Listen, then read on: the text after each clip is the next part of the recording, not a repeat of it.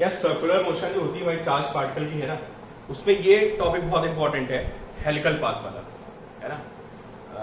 IIT के point of view से भी, नीट के पॉइंट ऑफ व्यू से भी और एकेडमिक के पॉइंट ऑफ व्यू से भी इस पे बहुत सारे क्वेश्चन बनते हैं। ठीक है, तो हमने पढ़ रखा है कि जब हम चार्ज पार्टिकल को फेंकते हैं मैग्नेटिक फील्ड में तो उसका पाथ कैसा होता है, सर्कुलर पाथ होता है। ठीक है, बट एंगल शुड बी 90, है ना। जो अगर थीटा है, थीटा शुड बी 90। जैसे ये मैग्नेटिक फील्ड है, this magnetic field means this is inside the board, है ना। और मैं किसी को ऐसा फेंकता हूं तो आपको पता है कि ऐसा फेंकूंगा it will move in a circular path. ठीक है, इसका पाथ कैसा बनेगा, सर्कुलर बनेगा। But what if angle is less than 90, मैं थीटा को 90 से लेस कर देता हूं, मतलब ठीक है 90 भी रखते हैं। जैसे मैग्नेटिक फील्ड भी इनसाइड द बोर्ड है ना, और मैं एक पार्टिकल को ऐसा पकड़ता हूं, ठीक है। जो हमने अभी तक केस डिस्कस किया था उस केस में थीटा 90 होता था। इसका मतलब होता था अगर मैग्नेटिक फील्ड इनसाइड है ना, तो पार्टिकल को ऐसे फेंकूंगा, ऐसे स्ट्रेट। जो पार्टिकल को स्ट्रेट फेंकूंगा ऐसे, it will move in a circular path. ठीक है, अभी मैं क्या कर रहा हूं, तो पार्टिकल को ऐसे फेंक रहा हूं, देखो यहां पे खड़ा हूं, ठीक है, मैं ऐसे फेंक रहा हूं पार्टिकल ऐसे। ठीक है, तो angle between velocity and magnetic field is equal to theta. ये हमारा एंगल होगा किसके बीच में, मैग्नेटिक फील्ड और वेलोसिटी के बीच। तो देखो भाई मेरी वेलोसिटी ऐसे है, एट सम ऐसे नहीं है, 90 पे नहीं है बोर्ड से, समझे, ऐसे velocity. And this is magnetic field, this is inside, this is magnetic field. ये पेन क्या शो कर रहा है, this is magnetic field inside the board, और मेरी वेलोसिटी ऐसे एट सम एंगल। ठीक है, देखिए तो ये आपकी मैग्नेटिक फील्ड हो गई, दिस इज वेलोसिटी। ठीक है, तो देखिए इस क्वेश्चन को समझने के लिए क्या करना पड़ता है, हमें वेलोसिटी के दो कंपोनेंट बनाने होते हैं। ठीक है, और उन वेलोसिटी के दोनों कंपोनेंट को हम अलग अलग तरीके से एनालाइज करेंगे, है ना, कि उन कंपोनेंट्स की वजह से किस किस तरह से फोर्स आ रहा है। ठीक है, तो देखो भाई अगर वेलोसिटी ये है अंदर की तरफ, है ना, और ये मैग्नेटिक फील्ड है और दोनों में एंगल थीटा है। चलो मैं इसको 2D में बना देता हूं, दिस इज मैग्नेटिक फील्ड, है ना, हालांकि बोर्ड की तरफ है, बट चलो मैं इसकी अलग फिगर बनाता हूं। This is magnetic field and this is velocity, इनके बीच में एंगल थीटा है। ठीक है, देखिए वेलोसिटी के दो कंपोनेंट आएंगे, this will be v cos theta along the magnetic field and this will be v sin theta perpendicular to magnetic field। ठीक है, अब बोर्ड की तरफ से समझो आप कि मैंने पार्टिकल को ऐसे फेंका है v, ठीक है, एक कंपोनेंट तो along the magnetic field आएगा, मैंने ऐसे दी वेलोसिटी, ठीक है, एक component along the magnetic field आएगा और एक perpendicular to magnetic field आएगा। तो this component which is along the magnetic field that is v cos theta, but theta is angle between v and v, समझ में आ रहा है आपको। ठीक है, तो जो अंदर की तरफ वेलोसिटी आ गई that is v cos theta। तो what is v cos theta? v cos theta means parallel component of velocity, ये अंदर की तरफ, this is v cos theta। ठीक है, and this v sin theta, मगर आप बोर्ड के हिसाब से देखेंगे तो अगर वेलोसिटी ऐसे है ऐसे, तो this is v cos theta inside board and this is v sin theta which is perpendicular to magnetic field। ठीक है, तो what is v sin theta? This is component of velocity which is perpendicular to magnetic field। इन दोनों को हम अलग अलग analyse करेंगे और देखेंगे कि क्या हो रहा है। तो फिर आपको वेक्टर्स में, और आप इतना सारा पढ़ चुके हो, है ना, कि आप दो चीजों को अलग निकाल के तो हम क्या करते हैं, सुपर इम्पोज कर देते हैं। ठीक है, अगर कोई क्वांटिटी वेक्टर है तो, या स्केलर है तब भी हम उसको सुपर इम्पोज कर सकते हैं।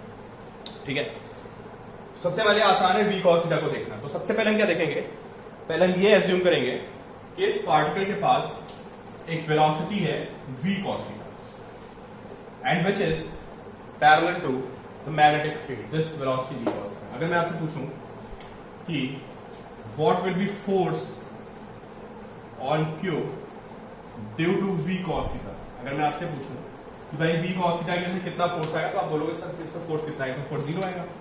पूछूंगा क्यों 0 आएगा, तो आप बोलोगे कि भाई v cos theta is parallel to magnetic field, because this v cos theta is parallel to magnetic field. और आपको पता है जब कोई चार्ज पार्टिकल मैग्नेटिक फील्ड के पैरेलल चलता है तो उस पर मैग्नेटिक फील्ड का फोर्स नहीं आता। ये फोर्स 0 होने की बहुत इंपॉर्टेंट कंडीशन होती है जो मैंने आपको लास्ट में बताई। ठीक है, तो आपका आंसर समझ गया कि आपका आंसर होगा f इज 0। फिर अगर f इज 0 मतलब मैं अंदर की बात कर रहा हूँ, इनसाइड बोर्ड, मैंने एक डायरेक्शन पकड़ ली है, मैं ओवरऑल बात नहीं कर रहा हूँ, मैं सिर्फ v cos थीटा की बात कर रहा हूँ and this is moving inside, मैं सिर्फ इसका इफेक्ट देख रहा हूँ। तो व्हाट विल बी एक्सेलरेशन, तो भाई फोर्स 0 है तो एक्सेलरेशन विल बी 0. तो what will be change in velocity, no change in velocity, 0. Therefore velocity remains same, this will be v cos θ. सामने एक और, तो मैंने बोला this v cos θ is parallel to magnetic field, and because this component is parallel to magnetic field, force will be 0, acceleration will be 0, so there is no change in velocity.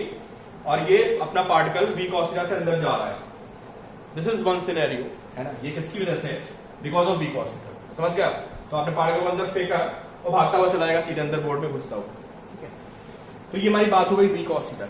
ठीक है, अब हम बात करते हैं v sin θ की वजह से, है ना. कि v sin θ का क्या होगा. ठीक है, देखते हैं भाई. अगर हम v sin θ की बात करते हैं तो where is v sin θ, this is v sin θ, this is v sin θ. समझ लो, v cos θ अंदर चला गया. v sin θ is perpendicular to magnetic field. अगर हम लास्ट लेक्चर पे जाएं तो हमको पता चलेगा कि इस पे फोर्स आएगा, because this component is effect of v sin θ. ठीक है, and you can see this v sin θ is perpendicular to the magnetic field. तो अगर मैं आपसे पूछूं what is force, तो आप बोलोगे force आएगा, बिल्कुल आएगा, and that will be q v sin θ into v. This will be force. अब ये सब बातें आपको पता है कि path will be circular. ये सब मैं मान के चल रहा हूं कि आपने पिछली क्लास में पढ़ा हुआ है कि ठीक है सर्कल में घूमेगा. ठीक है, this is force, है ना. क्या ये फोर्स इस स्पीड को चेंज कर पाएगा? आपका आंसर होना चाहिए बिल्कुल चेंज नहीं कर पाएगा, because this force is perpendicular to velocity. इसलिए ये स्पीड चेंज नहीं होगी. हाँ, वेलोसिटी जरूर चेंज होगी, ये ऐसे घूम जाएगा. ठीक है, तो this f is q v sin θ into b, and this force is responsible for the centripetal force. ये वाला घुमा देगा इसको यार. इसको बहुत डिटेल में बात नहीं करते हैं, पिछले टर्म में सब बातें कर चुके हैं. ठीक है, तो this force is responsible for the circular motion because this velocity is perpendicular to magnetic field. ठीक, so this is force, let me write sin 90, है ना. v sin θ का अलग वेलोसिटी होगी, and this force is equal to mv square by r. देखिए यहाँ गलती कर देते हैं बच्चे, है ना, और यहाँ पे v लिख देते हैं v square by r, but v नहीं, this will be v sin θ square by r, not v. v हमारी टोटल वेलोसिटी. ठीक है, टोटल वेलोसिटी में से ये v cos θ चली गई, तो सर्कुलर मोशन हो रहा है, that is because of only v sin θ. ठीक है, यहाँ v मत लिख देना. ठीक है, this will be v sin θ, क्योंकि हम इसको परपेंडिकुलर कंपोनेंट को देख रहे हैं. This is mv square by r, and this does not change, ये सेम रहेगा. ठीक है, this is equal to q v sin θ into v. ठीक है, यहां से आपको पता चलेगा जो रेडियस है that will be mv sin θ by q. मैं डायरेक्टली भी बोल सकता था इस बात को, है ना. ये तुम्हारा क्रैश कोर्स होता तो मैं इसको सीधे बोल देता कि r is mv sin θ by q, है ना. v क्या होता है, यहाँ पे मैं बोलता है कि this velocity is v sin θ, जो सर्कल में घुमा रही है. ठीक है, आप ऐसे भी समझ सकते हो, इतनी कॉम्प्लिकेटेड चीज नहीं है. ठीक है, कुछ लोगों के साथ क्लियर भी कर गया हो कि v sin θ है, तो भाई रेडियस हमने पढ़ा था mv by q भी, है ना. बस v के प्लेस में क्या पुट कर देंगे, v sin. This is radius. ठीक है, तो भाई ये सर्कुलर मोशन करेगा ऐसे, दिस विल बी ऐसे सर्कुलर मोशन करेगा. ठीक है, अब एक काम करते हैं, तो हमने v sin θ का इफेक्ट देख लिया. This is mv sin θ by q भी. टाइम पीरियड भी निकाल देते हैं, है ना. टाइम पीरियड की जरूरत पड़ेगी. तो what is time period? Time period is 2 pi r. In place of r we have mv sin θ by qb 2 pi r upon, फिर गलती कर देते हो v लिख देते हो, है ना. v नहीं लिखना है हमें. Circular motion is because of v sin θ, so time period is 2 pi r upon v. Formula तो पता होगा तुम लोगों को. Total distance upon speed 2 pi r by v is weight, है ना. This is 2 pi r by v.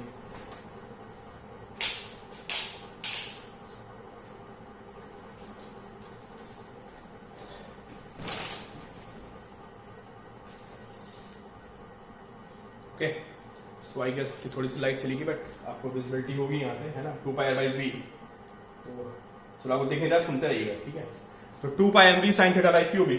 Okay, और यहाँ पे हम वैल्यू पुट करेंगे 2 pi r by v, तो t is equal to 2 pi और mv sin θ by qb, and upon this should be v sin θ, not v. ठीक है, because v sin θ is responsible for circular motion, not v.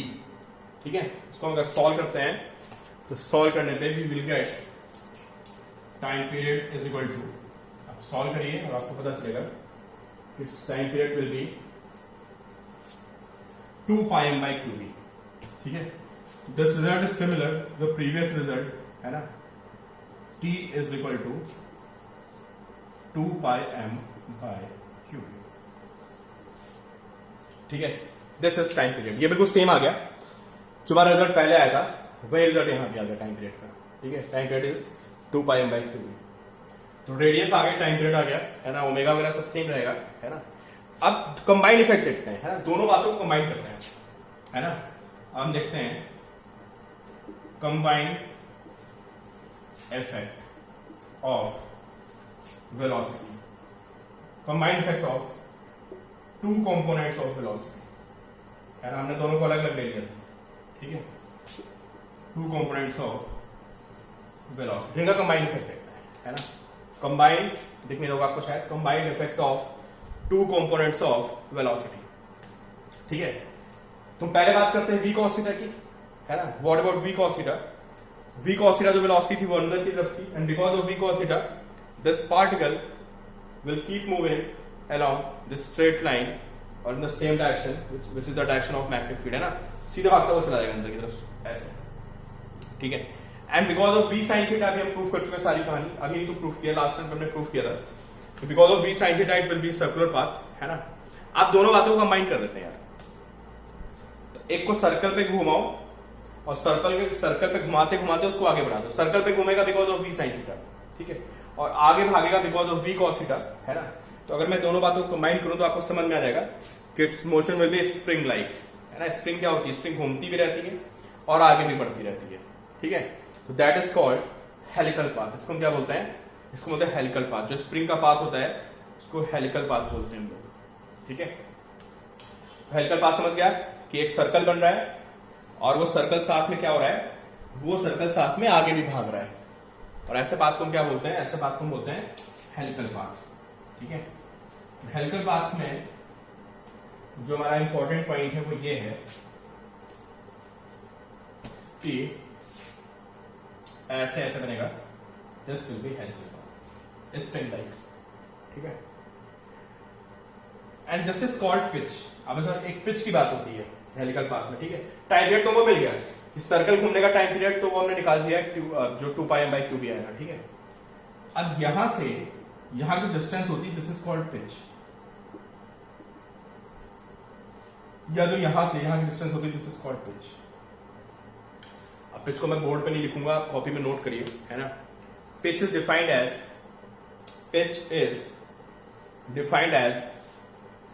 distance traveled in the forward direction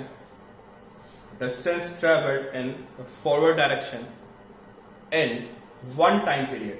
भाई घूम भी रहा है ना, circle भी कंप्लीट कर रहा है और साथ में आगे भी बढ़ रहा है. दोनों बातें चल रही ना, सर्कल भी कंप्लीट कर रहा है, साथ में आगे भी बढ़ रहा है. ठीक है, तो स्प्रिंग पे जो दो कॉन्सिक्यूटिव पॉइंट्स होंगे ना, ये पॉइंट इसको हम पिच बोलेंगे. ये वाला पॉइंट और ये वाला पॉइंट, ये पिच होगा दो. ठीक है, यहां का पॉइंट और यहां का पॉइंट. ठीक है, करस्पॉन्डिंग पॉइंट मतलब पहली स्प्रिंग का पॉइंट और उसी की करस्पॉन्डिंग अगली स्प्रिंग जो अगला टर्न होगा उस पे जो बिल्कुल उसके सामने का पॉइंट आएगा. ठीक है, इसको हम बोलते हैं pitch. This is called pitch. Define कैसे करते हैं? ठीक है, it is the distance travelled in one time period in forward direction. इतना आप चले जाओगे है ना. समझने के लिए समझ सकते हैं कि एक स्प्रिंग ऐसे एक टर्न होता है, फिर अगले टर्न पे उसके सामने का पॉइंट, पहले स्प्रिंग पे एक पॉइंट ले लो पहले टर्न पे, फिर अगले टर्न पे उसके सामने एक पॉइंट ले लो, जो वो डिस्टेंस होगी दैट विल बी पिच. ठीक है, तो अगर मैं इसको डिफाइन कर दिया तो आपको समझ में आ जाना चाहिए कि it is the distance travelled in forward direction in 1 second in one time period. So pitch is equal to velocity, आगे जाने की velocity, this is v cos theta, this is v cos theta, and into time period. ठीक है, एक particle घूम रहा है circle में और घूमने के साथ साथ आगे भी तो चल रहा है यार. तो जितनी देर में घूमेगा ऐसे चक्कर लगाएगा उतने में आगे भी चला जाएगा है ना. तो चक्कर लगाने का जो टाइम होता है that is one time period, and आगे जाना उसका कंटिन्यू रहेगा, आगे जाना उसका हमेशा चलता रहेगा v cos theta. This is v cos theta into t. This is pitch, ठीक है। वैल्यू पुट कर देते हैं और पिच का फॉर्मूला निकाल देते हैं। तो देखिए पिच कितनी आएगी, pitch will be what, v cos theta into twice of pi m by qb, this is pitch, ठीक है। तो ये पॉइंट्स आप नोट कर लिए हेलिकल पाथ में। तो पिच कितनी होती है, रेडियस कितनी होती है, रेडियस और टाइम पीरियड, ठीक है। अब अगर यही मुझे किसी ऐसे बच्चों को पढ़ाता जो थोड़ा पढ़ चुका है ना, तो मैं बहुत शॉर्ट में बात करता, आपको भी वैसे ही याद रखना है। पता है मैं कैसे बोलता हूँ क्रैश कोर्स में, मैं बोलता हूँ कि देखो भाई ये v cos थीटा अंदर ले जा रहा है, v sin थीटा घुमा रहा है, तो मैं सीधे बोलता हूँ कि रेडियस के फॉर्मूले में v sin थीटा आ जाएगा, radius is mv sin theta by q b, ठीक है। टाइम पीरियड हमको पता है कि रेडियस और स्पीड पर डिपेंड नहीं करता है। टाइम पीरियड मैंने आपको बताया था कि रेडियस स्पीड पर डिपेंड नहीं करता, तो टाइम पीरियड होता है 2 पाई m बाई क्यूबी, बस टाइम पीरियड खत्म हो जाता है और फिर पिच पे सीधा जाते हैं कि pitch is this v cos theta into t, ठीक है। तो पूरा टॉपिक अगर देखा जाए तो हार्डली 2-4 मिनट का टॉपिक ही है, अब एक बार पढ़ने के बाद लेकर, ठीक है। चलिए अगले क्वेश्चन मूव करते हैं फिर।